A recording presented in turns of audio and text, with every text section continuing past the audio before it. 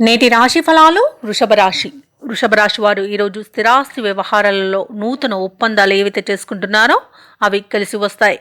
ఇక వ్యాపారస్తులు నూతన వ్యాపారాలను ప్రారంభించి ఆశించిన లాభాలను అందుకుంటారు. ఇక జీవిత భాగస్వామితో దైవసేవ కార్యక్రమాల్లో పాల్గొంటారు. దేవాలయాలను సందర్శిస్తారు.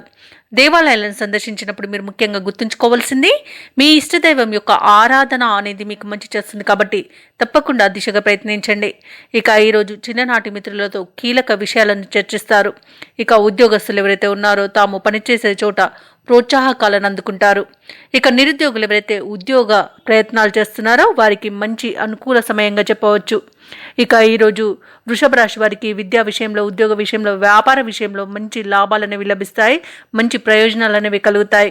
ఇక ఈరోజు విదేశాలలో విద్యాపరంగా, వృత్తిపరంగా, వ్యాపారపరంగా ఎవరైతే నివసిస్తున్నారో వారికి నూతన గృహయోగం అనేది కనబడుతుంది.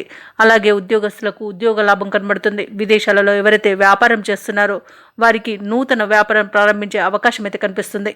ఇక ఈరోజు వృషభ రాశి వారు విదేశీయానం చేయడానికి కావలసిన అన్ని పనులు సక్రమంగా ఎలాంటి ఇబ్బందులు లేకుండా సాగిపోతాయి. ఇక అనుకున్న పనుల్లో శుభయోగాలు అనేవి కలుగుతాయి. ఇక వృషభ రాశి వారికి ఈరోజు నూతన వస్తు వాహన యోగం అనేది కనబడుతుంది. ఇక వృషభ రాశి వారికి ఈరోజు సోదరులతో ఆస్తి పంపకాలు ఏవైతే జరుగుతున్నాయో వాటిల్లో లాభాలు అనేవి లభిస్తాయి. ఇక వృషభ రాశి వారికి ఈరోజు ప్రేమ మరియు వివాహ వ్యవహారాలలో శుభవార్తలను అందుకుంటారు. ఇక రాజకీయ నాయకులకు అనుకూలత అనేది కనబడుతుంది. సినీ రంగం వారికి మంచి లాభాలు అనేవి లభిస్తాయి. ఇక కళాకారులకు, క్రీడాకారులకు మంచి అవకాశాలు అనేవి లభిస్తాయి.